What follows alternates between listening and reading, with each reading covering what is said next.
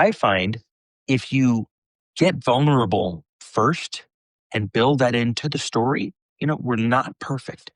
We know we have competitors. We haven't raised as much money as these other guys, whatever it may be. Candidates, I think we as humans really are more likely to believe the rest of the story. If you only tell me the corporate polished BS version of the story, it leads me to wonder, okay, what's she leaving out? What isn't he telling me? Nothing's that good. And then I'm going to be a more skeptical candidate. That's the only thing I would add to what you said. But I think the ABT framework works very well for this. You, like everyone else, wants to attract the very best talent to your team and build a culture where people join your mission, not just your payroll. But you're losing top talent to your competitors because your recruiting messages often sound like corporate spin, glossing over the challenges and failing to connect with the right candidates. Hello and welcome to the Business of Story. I'm Park Howell. Today, Jeff Hyman shows you why authenticity wins. When you're honest about your struggles and ambitions, you draw in premier performers seeking a real challenge. Jeff is CEO of Recruiting Rockstars, has placed over 4,000 A players, created 4 VC-backed companies, and authored the best-selling book, Recruiting Rockstars. A graduate of the Wharton and Kellogg schools, Jeff's been featured by CNBC, Inc., and Forbes. He reveals your company has a unique story, and your number one recruiting job is to find it, tell it, and help candidates see themselves as the hero of the next chapter. Listen for how story, not just salary, makes the difference. Ready to rock on?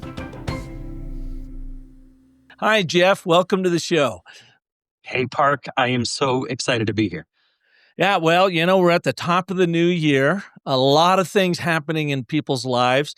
And a lot of that is out looking for a job. And if you're a company hiring manager out there, seeking the absolute best talent you can possibly find. So I find that this episode with you is very timely because we're going to talk about how to increase your success in bringing someone into your company by using storytelling to not only attract them, but to get them to buy into a bigger role, a bigger mission, vision for what you are about. And I find it kind of surprising because I would think companies would already be doing this, but given that your research shows that 50% of hires are busts, well, there's a lot of growth there. So where do we begin on this big subject? It's a huge subject, and I am so excited to get into it because at the heart of recruiting is storytelling. And this time of year, especially kind of the first quarter of the year, when so many people think about changing jobs, there is a focus on storytelling on the candidate side. How do I tell my story if I'm a job seeker, if I'm looking for a new role? And we can touch on that later if you like. But unfortunately, not a lot of people talk about storytelling on the employer side. Some people refer to it as employer brand or employer branding, but it is crucial to get the candidates on the hook. And the way to do that is with storytelling. So that's a bit about what we'll talk about today. Give us an example, if we could, right now. Just illustrate a company that you think is doing a good job with their recruiting storytelling and an example of how they do it. Yeah.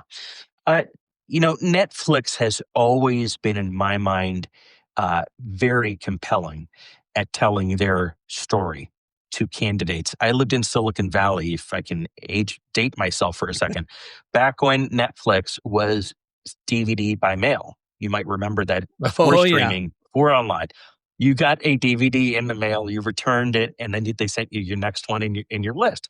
This would have been mid to late 90s.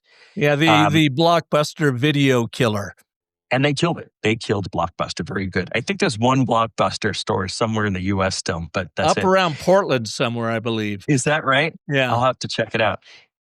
Anyway, long story short, Netflix has always just been very compelling at talking about their big change that they envision. They're not, I want to go beyond the word mission because it's just so cliche, but the change that they see in the world that they want to make. And at first it was getting rid of Blockbuster because going to a store where you're limited by the number of tapes on the or discs on the shelf just didn't make sense. They did that, then moved to streaming, now into producing their own content, and they've got a line of candidates around the door who want to work there. So, do you have an example of what one of their listings might sound like? Yeah. So, and I think it's a very good example of how this is done right, which is to talk first about that change, as opposed to the job. Most employers, one of the biggest mistakes they make is they just talk about the job. We're looking for a product manager, a sales rep, a software developer. Here's what you'll be doing. That's great, and it's important, but it's not enough. To attract the best talent, as Netflix does, is they talk about the bigger picture, the story. They tell their story of the change in the world they want to make. They lead with that. And then, yes, they talk about the job, and that's important, and money and the manager, et cetera. Most companies don't talk enough about that. Why is it compelling for a great candidate, which is the only one you want to hire in the first place? They're not looking for a job. They're not even just looking for money. They're looking for a mission. They're looking for something to be part of. And Netflix, if you read their job postings and their employer website, even as far back as the 90s, they've been great at that. I've really seen the power of story in recruiting. I was working with a client of mine, Green Irony, and they are an AI company out of North Carolina. Melissa Fisher was their head of HR, and of course, they're recruiting. And they were doing recruiting the old fashioned way, kind of like what you were talking about of like, here's who we are, here's what we're doing, here's what we need. Hopefully, you can be a part of this. And I taught them the and but therefore framework, which now, speaks from the prospect's point of view, such as you are an AI programmer and you want a rewarding career that builds your skills and puts a little extra money in your pocket at the end of the month. But you're currently frustrated in your role because they don't have the vision you're seeking.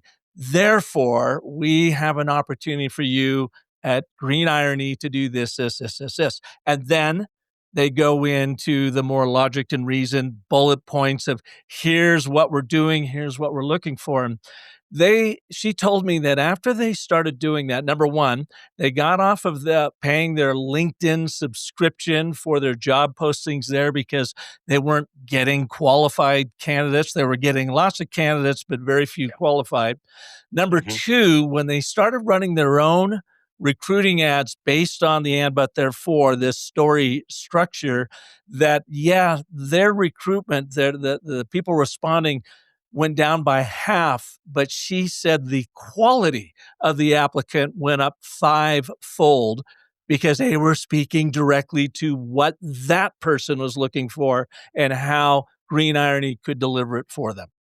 I think it's vital. You've touched on the importance of making it about the candidate and what they're missing or lacking or desiring, as opposed to making it about you, the employer, the company. Sure, you've got a great offer and a great job, but you got to get the hook. And the hook is that but, right? That compelling story, but you're not able to work, but your employer is saddling you with the wrong tools, but you don't have the budget in place to launch the new product they've asked you to launch. That but is what makes it compelling and what makes a great candidate perk up their ears, even when they're not actively looking. Yeah, and I think what that does for them too is with the and but therefore is you're placing that candidate at the center of the story. So you are showing them that you understand who they are and you appreciate what they want. And then with that but, that problem you are going to solve for Yeah. them, you are demonstrating that you empathize with Yeah. what they're Yeah. going through. And here's the answer. And you're making them the hero of their own story, which is what we all want to be. And you're also adding that novelty, that hook where in a great story, and I guess in movies, I've never written a screenplay, but apparently so much of it is that conflict, the but. And, that's what engages us as humans. I just think we find it compelling. A really effective way to do that, Park, is using video of your most successful employees. Now, they have to be authentic. I've seen too many videos that are scripted and formal, and they fall on deaf ears. It's just not authentic. But if you can get your best employees to just take out their iPhone and film a 15 or 20 second video about that but and why it's different here. The great candidates really respond to that, I found. Now, you have been in the recruiting and hiring world for a long time. Can you give us a little bit about your background and how and when did you find storytelling as a crucial tool in attracting top talent? Yeah. So I think that's all a nice way of saying I'm old, which I am. I've We have been the same recruiting. color of hair, so that's okay. At least you still have hair. Um, I've been doing this 30 years, and no one graduates high school saying I want to be a recruiter when I grow up. I fell into it like most of us do in my mid 20s, and I think to answer your question, I learned pretty quickly that telling a great story meant the difference between attracting the best candidates and any candidate.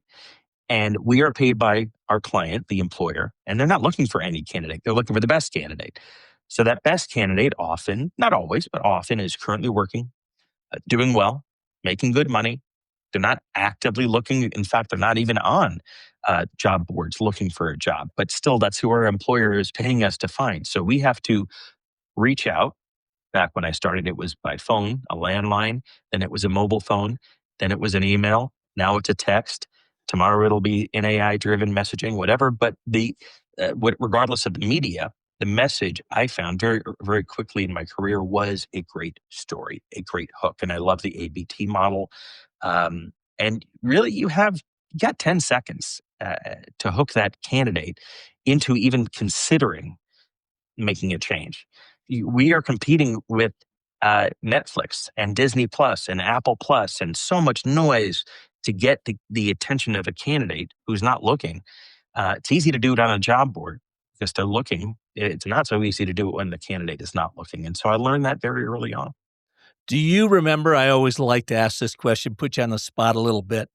Do you remember that very first time, that moment when you went, aha, story is the answer to this? It's a good question. I can't remember the exact, search that I was working on, but I would say in my late 20s, this was 1998, 1999, the tightest job market we had ever seen. It was the dot-com boom. And I was living in Palo Alto, the center of it all. And there was a war for talent. What does a war for talent look like? It looks like unsolicited offers, job offers, 4 or 5 competing job offers at a time. I mean, that's for software engineers, especially. That is a war for talent. And the light bulb went on for me that I realized, okay, the jobs are all kind of the same. The money's kind of all the same, right? Roughly speaking. It's not like one employer can afford to pay twice as much as someone else. There's a market rate for any role, but the hook, the story, the ABT, to use your example, Park, um, that's what got the best candidates engaged on the phone, and for them to lean in and say, tell me about that. And I said, wow, we really need to craft a story for each employer, not so much the role, but for the employer, the industry, right? Many of the candidates you're talking to are from outside your industry. So first you have to tell them the story of your industry. Why is it a compelling place to spend time? Then you got to tell them a compelling story about the company. Why are we going to win? Then you got to tell them a compelling story about the role. And as I said earlier, most companies, maybe they do one of the three, if that. And so that light bulb went on for me, I'd say in my late 20s. And I'm going to just take a shot in the dark here, but why most companies only do one of three of those things in telling their stories is that it takes time and energy, and people are just completely overwhelmed this day and age. That's number one. Number two, uh, this is the language of marketers and sales. It's not the language of human resources. Most HR people, and they're wonderful people as a group, very well intentioned, very disciplined and structured. They're not marketers typically, so it's not natural to them. Which is why I always tell our clients to engage their marketing teams, their sales teams in this messaging. Um, And to your point, they're busy, they're strapped, and no one teaches you how to be a good recruiter. They don't teach it in college. You learn accounting and finance and marketing, but you don't learn recruiting. And so if you think about, the number one place you learn is from your boss. Well, your boss probably learned from theirs and they weren't that good at it. And so it doesn't change. It just doesn't get taught down the line. And when you were working with your clients, how do you teach them? Do you have frameworks? Do you have a system that they follow just to kind of take the load, the cognitive load off of them, and Yes. and just the amount of energy extended in writing these stories? Yeah, we have a lot of tools that we use, but I'll tell you the biggest, which is just as I went through, if I'm a top 5% candidate. So we start with the end in mind, which is we're going to recruit a top 5% candidate. We call that a rock star. Some people call it an A player, top performer, whatever you want to call it.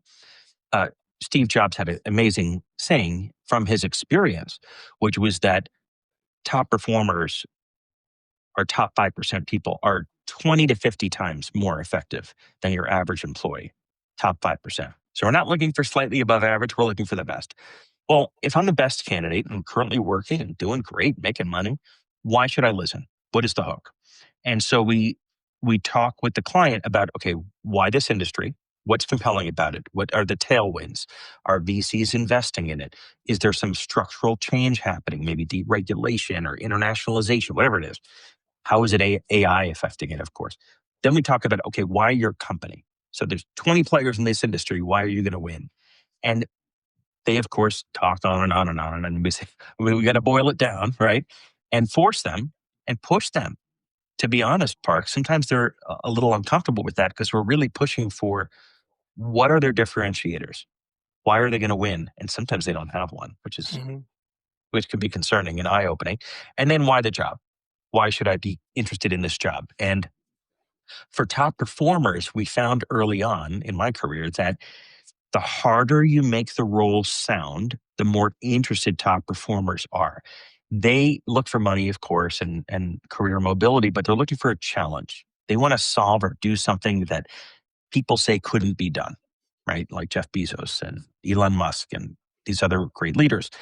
And so we make the job sound hard. It also, to your earlier point, discourages B and C players.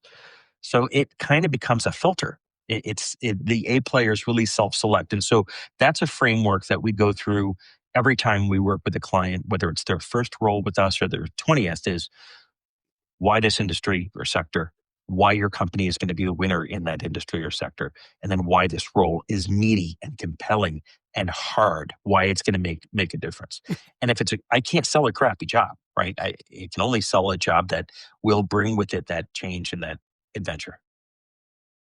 It's interesting. Is there a paradigm shift that has to go on in companies' minds, hiring managers' minds? And that paradigm shift would be going from these people would be lucky to work for us versus we would be lucky to have them work for us. I love it. Yes. Especially right now when the media is filled with headlines of a softening labor market, right? First of all, yes, the labor market has softened from a year ago, but we're still at nearly a 50-year record low unemployment. So it's not like we've got people lined up on the streets at 10 or 20% unemployment. And by the way, that's the overall market. Well, we've already said that we're not going to let our clients hire anyone unless they're a top 5% performer. The unemployment rate for top 5% performers is extremely low. It's not zero, but they have opportunities. A players will always have opportunities. And so there is an arrogance, unfortunately, I find amongst a lot of employers, which is you'd be lucky to work here. And that's great. Have high standards, have a high bar. I'm all for that. I do think that's actually very important. But you also have to acknowledge that top performers have their pick at the litter too. And so it becomes a little like dating or matchmaking, where we have to find the two of them. It's like the old two porcupines mating, very carefully.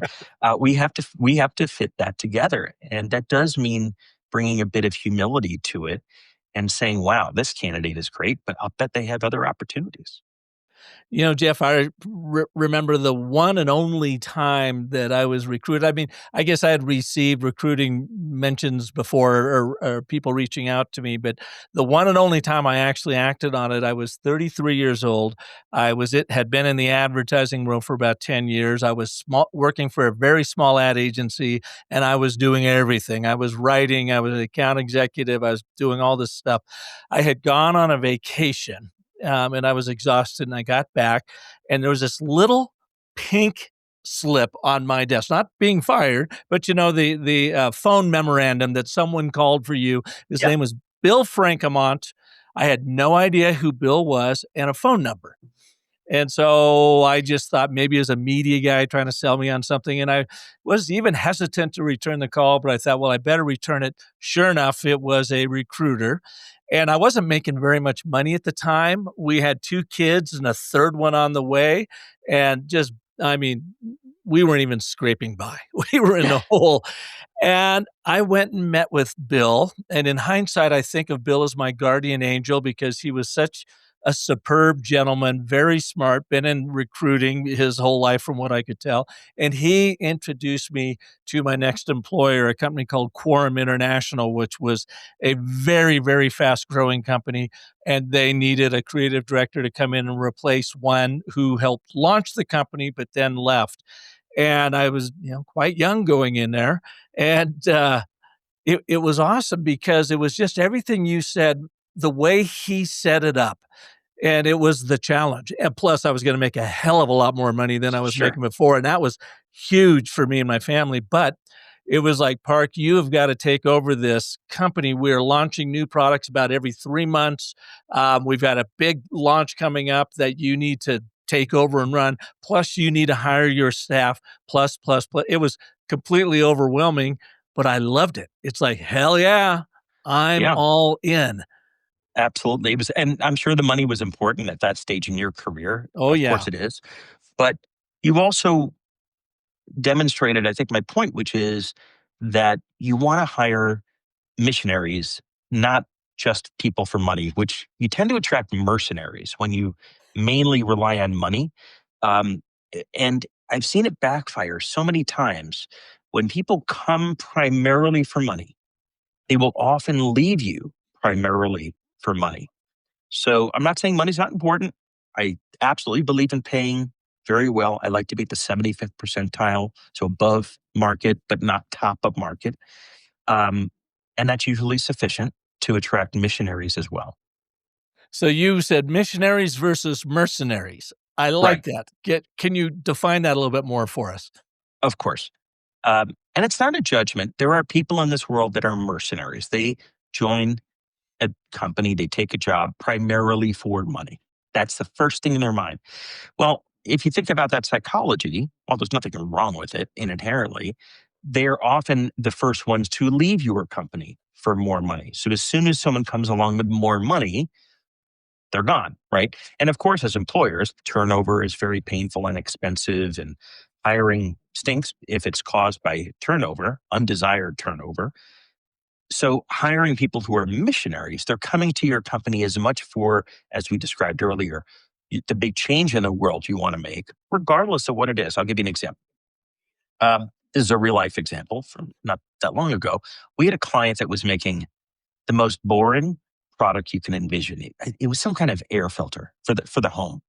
And I'm not talking about a sexy Dyson kind of air filter. It was an industrial product that went in an event, and it apparently was very effective. And they would tell the story, and man, you'd be asleep in 30 seconds. It was the most boring, tech-driven story. And what we found was that they were changing lives. They were saving babies. Well, how were they doing that? They were creating this product and marketing it that dramatically reduced asthma issues and breathing issues at night when little kids are sleeping. That's unfortunately when many of them run into trouble. And their filtration was best in class, but they could not tell this story. Well, imagine your ability to attract missionaries who are interested in saving babies from dying in their sleep. That opens up a whole new market of candidates versus just trying to hire people that are mercenaries, right? Just because you can pay them 10% more than they're currently making. It really redefined how they thought about hiring and recruiting and their story. Um, and so those are the difference between, now we're all somewhat a missionary and a mercenary. Most of us are a combination of both, but it is a spectrum. And I've found over 30 years of recruiting that when you hire people too far on the mercenary, just in it for the money, you tend to run into trouble with retention, which drives the need to do more recruiting, which drives a lot of issues. Yeah, that totally makes sense. What is the cost of losing an employee? Say you've Oh, brought, it's especially if you're at that 75th percentile, you're paying big money for someone to come in. You get them in there, you've got them for a year, maybe yeah, 18 months, you've trained them up, and they're the mercenary. I'm out of here. What does that yeah. cost? It's staggering. The industry definition, which I think is conservative, is 3 to 5 times their annual compensation. So it is driven by their level, right? If you lose your CEO versus a sales rep, it's going to be different, but 3 to 5 times their comp. So if their comp is 100 grand, you're talking $300,000 to $500,000. I think the hidden costs, which are impossible to quantify, institutional knowledge that you lose from someone that's been with you for 5 years, client relationships if they are client facing, so a salesperson, a BD person, etc. They lose that trust that takes so long to establish to become the client's trusted advisor. A software developer who wrote and knows every line of the code, and you lose them, there is more than just a ramp up associated with a new person. They're never going to know that code like the person that wrote it and created it. Not to mention the recruiting cost, the training cost, the backfill cost, the severance cost.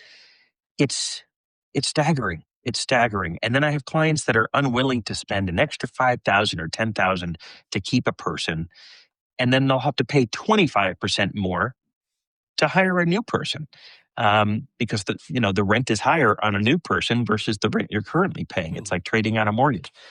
But it's tough to convince clients of that all the time. But it is a staggering cost of turnover.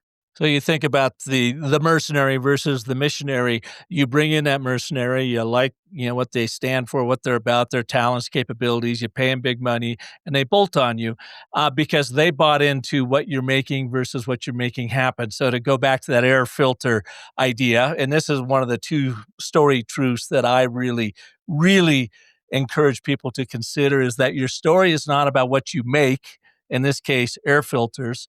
Your story is always about what you make happen.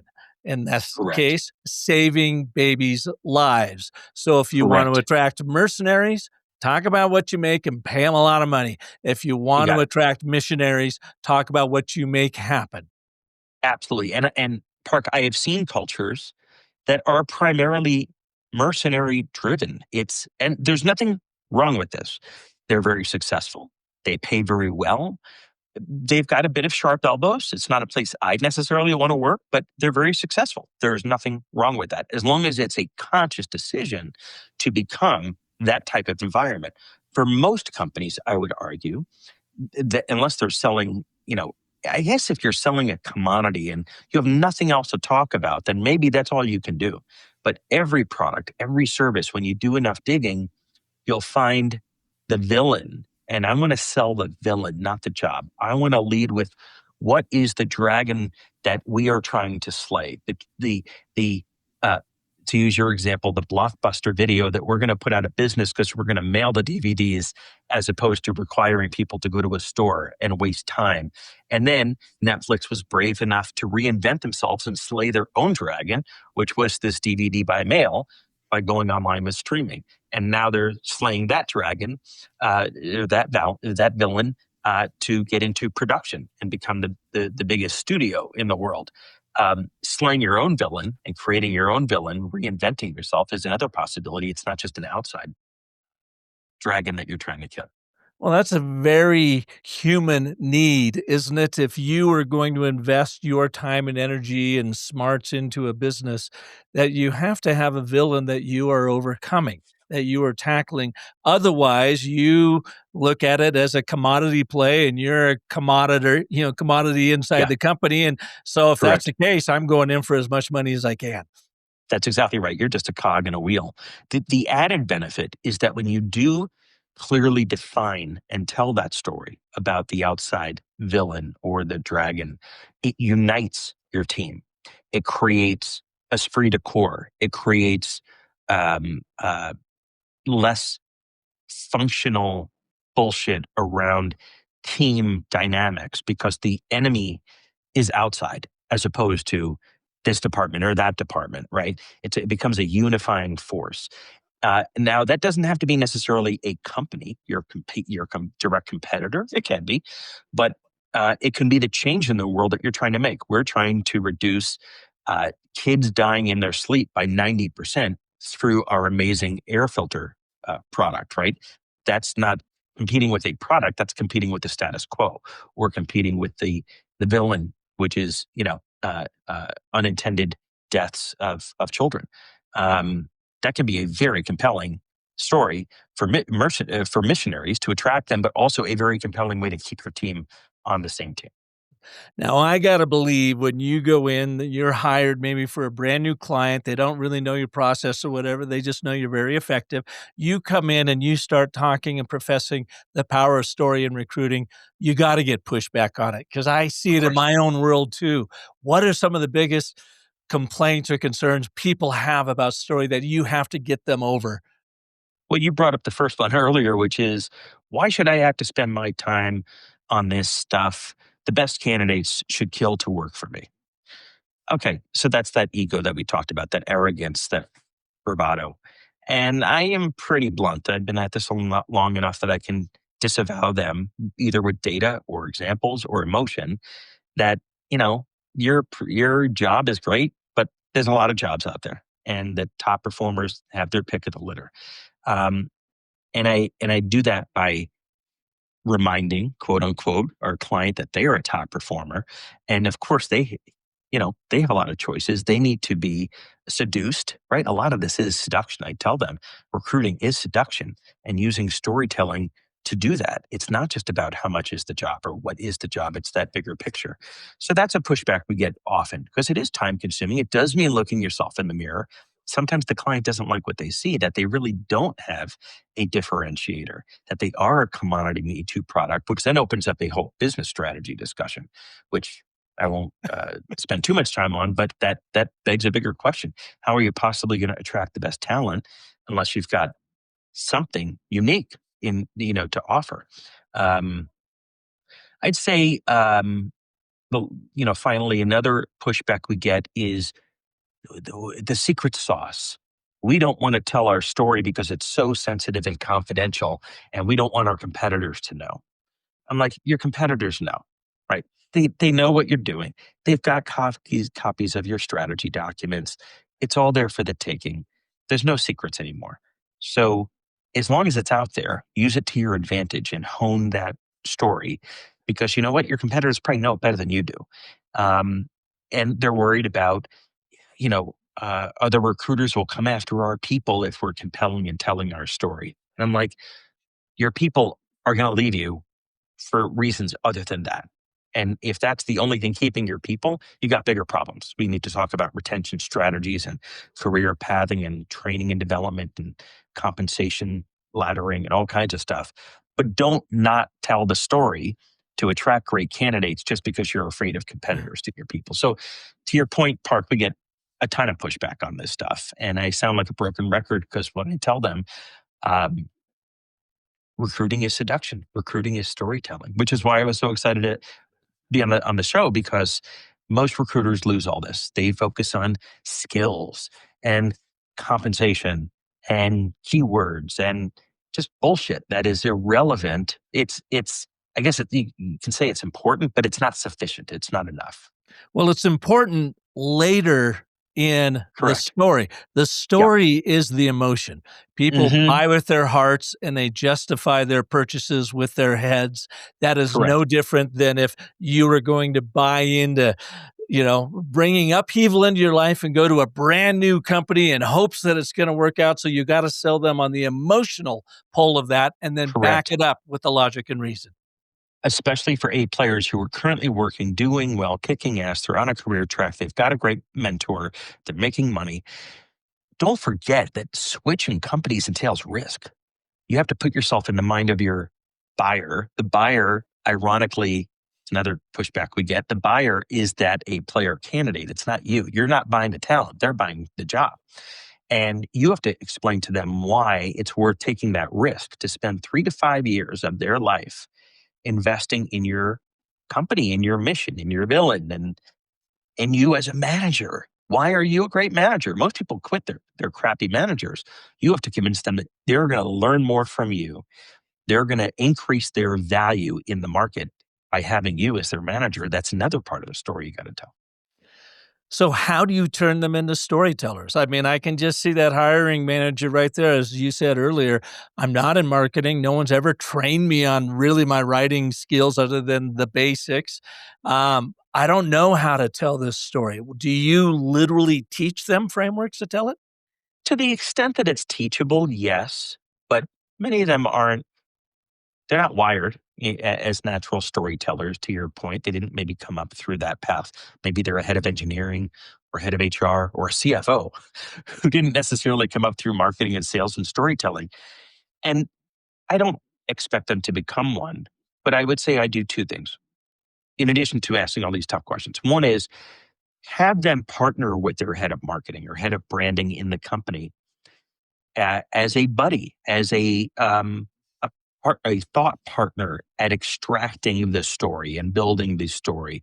In other words, your head of marketing is probably, should be, the best qualified and most suited person in your organization to be a partner on this. Second, I would say start. I teach them and I push them to start by asking the candidate questions about what it is they're looking for, what it is they're missing. So this goes back to the ABT model that you talked about before. What is that but? If I can ask a candidate questions before I start assessing and interviewing them, in other words, I try to ask them questions and draw out of them first what's missing? Where are you frustrated? What's holding you back? How much of a pain in the ass is your boss? What things have they promised that your employer hasn't delivered? If I can get out of the candidate that information, it becomes pretty easy for me to play back to them the but and the therefore it's going to be different this time. And P.S., it may not be. They may tell me things that I can't deliver, in which case, end of the interview, say, this is not a great fit. I can't pay you more than you're making. I can't promise you that career path. It is going to have a lot of travel, whatever, right? Let's save ourselves both a lot of time and hassle and agree that maybe it's the right company, but this isn't the right role. And let's circle back in the future. But if it is, I can train our client, the employer, to say, wow, that's what you're missing for. That's what you're frustrated. We can deliver those things. Let me walk you through it. And then, of course, do my due diligence and my vetting and assessing and interviewing. But you don't have to be a master storyteller.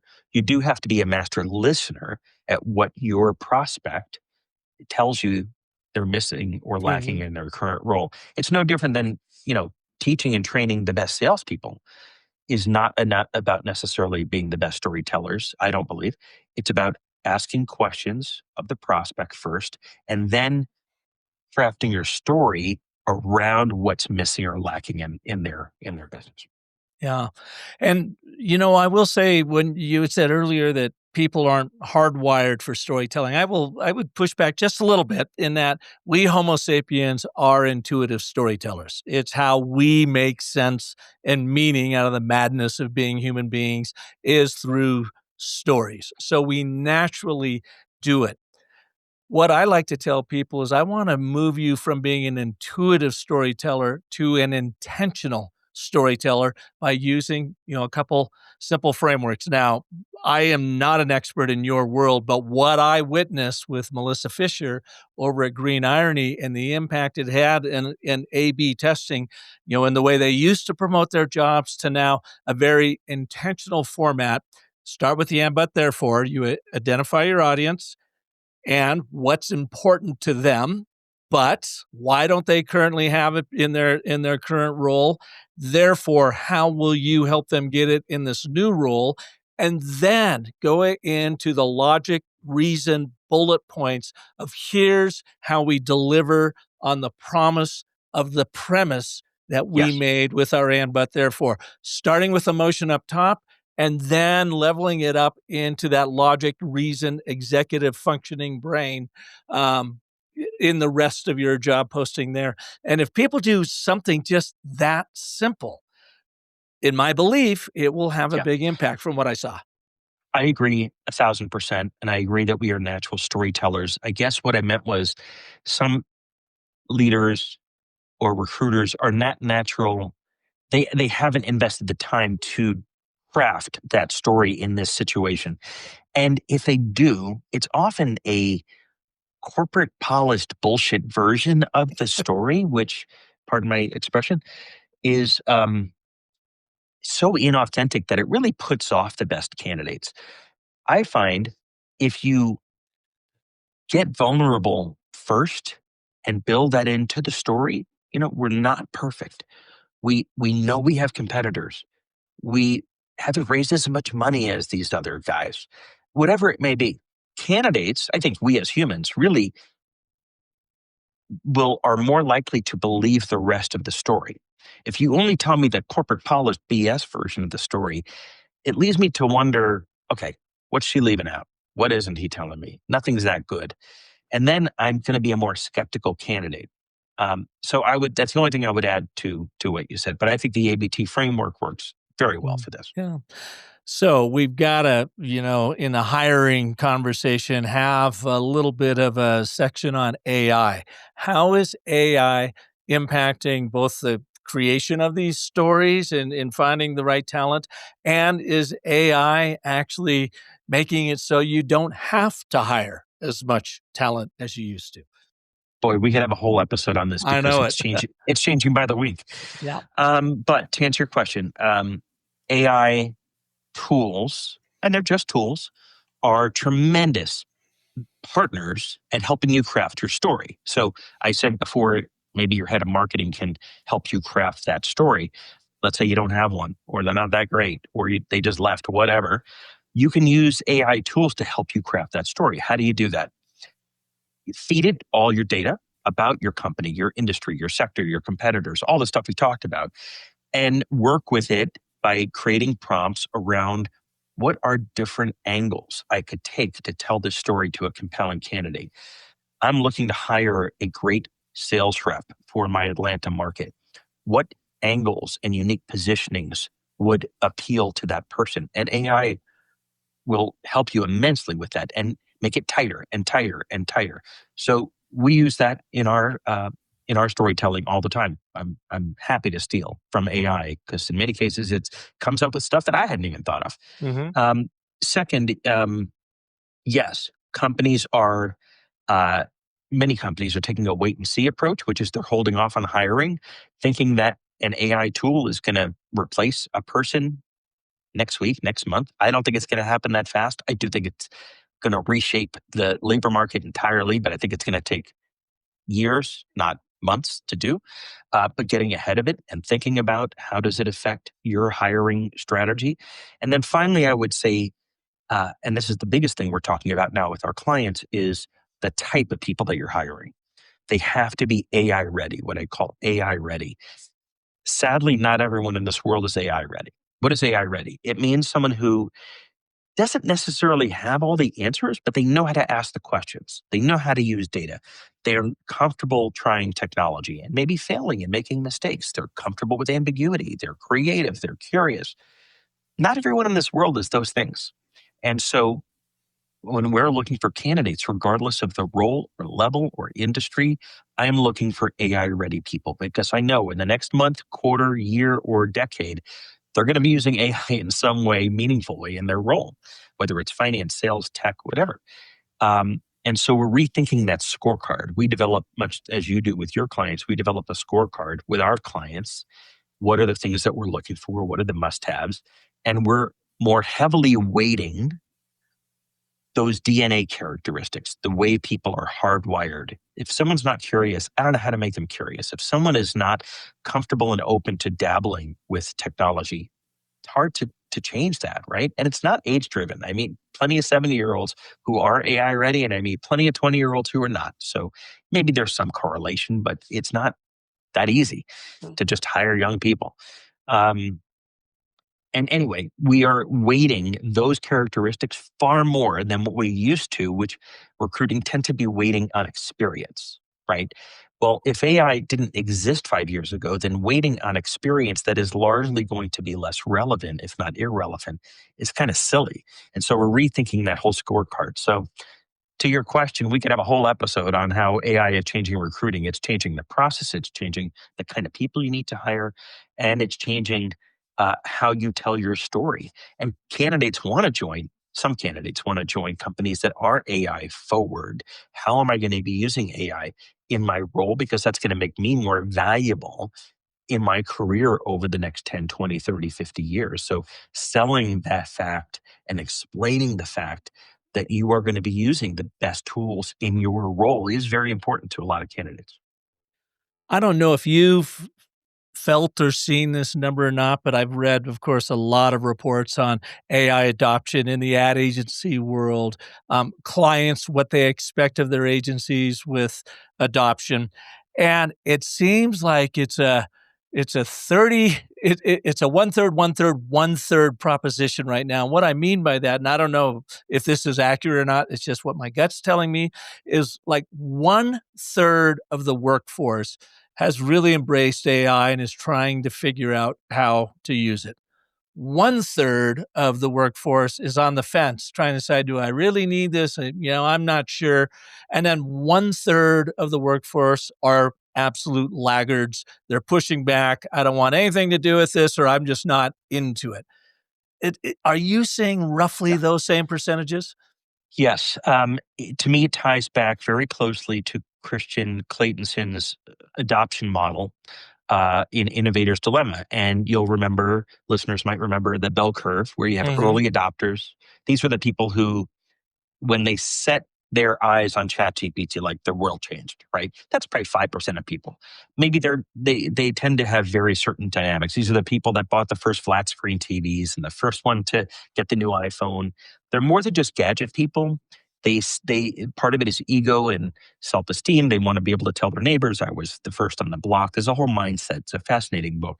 Then there's the next segment, all the way through the laggards and the people late adopters, right? So yes, we're now, a couple of years into this. I would say I don't have better numbers, so that sounds about right. A third are kind of gung ho. Maybe they do tend to be younger because they came up through college and high school using this stuff. But I meet plenty of people my age who are equally in that early adopter set. And then over the next few years, we'll see that next section adopt this technology either because they learn it's okay. Their employer forces them to. They become more comfortable with it. They get more training. And then, sadly, where the employment market will have structural challenges will be late adopters. If they don't adopt it in time, they're going to find themselves out of a job, unmarketable. And that's a lot of people in this country. Think about drivers. Drivers is the best example. You've got 5 million at least professional drivers in this country. They drive taxis, Ubers, trucks, tractor trailers, etc. I don't see many drivers 10 years from now. I don't think it's going to happen next year, but I think we're all going to find that AI driven drivers are way safer than human drivers 10 years from now. So you can have 5 million people. Of those 5 million drivers, what are they going to do? Right? To your point, a third will adopt and change, a third will be cautious about it, and a third are really going to have a problem. Um, so I think that is the flip side of this AI change that we're all going to have to be aware of. Now, going back to that hiring manager, number one, you've got to get them bought into doing storytelling in the first place. And then number Yeah, two, how to use AI to make it easier and help them scale their stories. But in doing that, then they have to create their own custom GPTs. They got to understand prompt engineering. They've got to figure out how to do that. That's a whole other can of worms. And yet, if absolutely. they don't, they are going to be among those that get run over by AI. And you don't have to invent it. There are plenty of tools every day now, right? Off the shelf.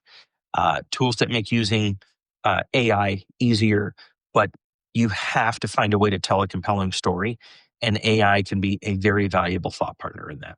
Yeah.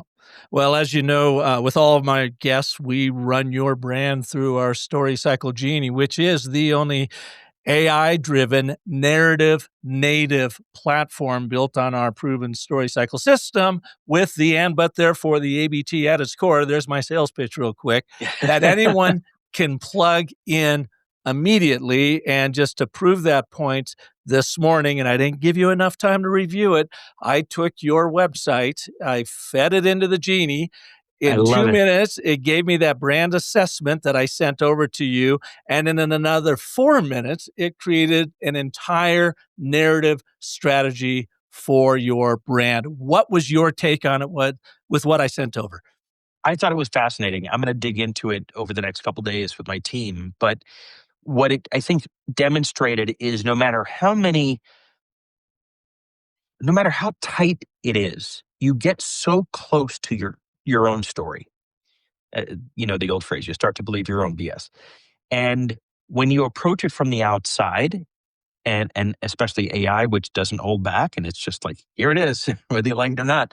It it makes you realize the holes in your story, right? There were some significant gaps that it identified very quickly. I thought it was fabulous, and so I'm going to work with my team to say, okay, what do we do about those gaps? Now, some of those aren't fillable, some don't need to be. AI doesn't have all the answers. It doesn't know my business as intimately, maybe as I do, but it's a great thinking partner. It's a great objective third party to look at you in the mirror, at your story and your brand and your messaging and your website. Uh, Websites fascinate me because you got 6 seconds. No one's reading your friggin' website. They're just not. And until they're somewhat engaged, and then they're reading every single word of it before they even want to talk to you or a salesperson. But that first 6 seconds, what is the hook? And your tool, I think, identified some interesting hooks we hadn't thought of, and maybe some holes that we have missed. Then there's that second stage, which is, okay, what are all the questions that that prospect is going to want answered on the website before they even talk to us? Yeah, and the idea is it validates what you're already doing well, and saying, "Hey, hats off to you." It reveals the gaps, the holes that you were talking about that you can then quickly fill, the ones that are Yeah, most important to you, and it inspires you with new ways of thinking about your brand story. And the beauty of it that I've found is that with every iteration you make inside the Story Cycle Genie, it gets smarter about yeah, you and your yeah. brand. I call it your emotional intelligence times artificial intelligence equals a whole new kind of ROI, and that is your return on intelligence. Yeah, And that's the that's right. beauty of it. That's And right. I I love the iterative nature of it. Yeah. And I could see it in the recruiting world. It's not a use case I had not considered until you actually reached out to be on the show. Is that so for that HR person that is not steeped in marketing and storytelling? Well, their head of marketing could build the brand brain inside the Story Cycle Genie, lock it off so no one can mess with it, but then give HR access to it in creating their posts and even setting up, the exact format. Should it be start with an A and but therefore, lead with your deliverables, add a little story at the bottom of it for further intrigue to close the loop. And now they've got a continuous format that they can use for all of their job postings that will always be on brand telling the brand story. It scales very well. It doesn't require a little investment in time up front, but if you nail that story, to your point, you can use it across all of the jobs that you hire for quite a period of time. It shouldn't be changing every week or every month, Yeah. right? Um, and it starts with bringing some humility to say, look, a great A player candidate has choices. Why should they choose us? Why should they choose our sector, industry, our company, and this role?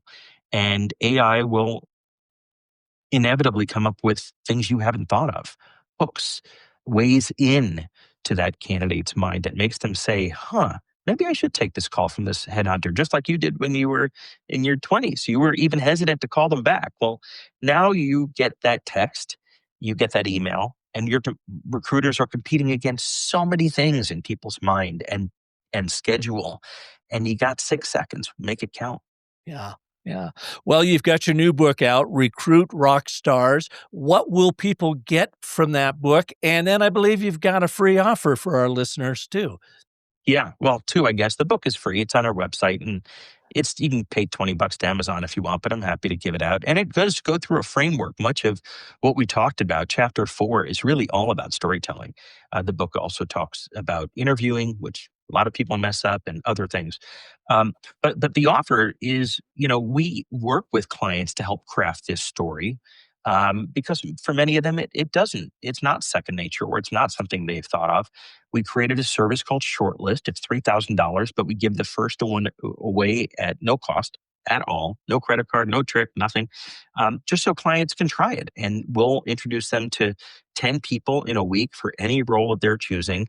And we'll show them how to use storytelling to compel the best candidates and people that aren't actively looking. We don't post a job, we go find them. And doing that requires a story. So they can just go to our website to get it. Damn, Jeff, that's a lot. You're giving And we away a like, lot. well, you know what? We found honestly that 80% come back for more. So we give away the first one, and the Yeah. rest kind of takes care of itself. Well, that's awesome. And where should we send them? Just go to the website, recruitrockstars.com. Recruitrockstars.com. You can get the book, but more importantly, you can get your free short list and try it out. Excellent. Thank you so much for being here. A great way to kick off the new year. And I hope people take your advice to heart. I hope they do. Thanks, Park. I appreciate it. It was a lot of fun. And thank you for listening to this edition of The Business of Story and sharing it with anyone you know who would benefit from Jeff's wisdom.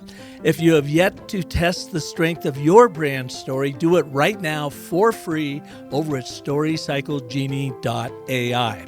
And I hope you'll join me next Monday when Lee Schneider's going to be here. He's the founder of Red Cup Agency, an award-winning podcast production agency. And he has built a huge career in storytelling, media making, and education to help startup founders, entrepreneurs, architects, and design professionals to use storytelling that transforms complex concepts into projects that get funded. That's next week right here in The Business of Story. And until then, remember that the most potent story you'll ever tell is the story you tell yourself. So make that one great.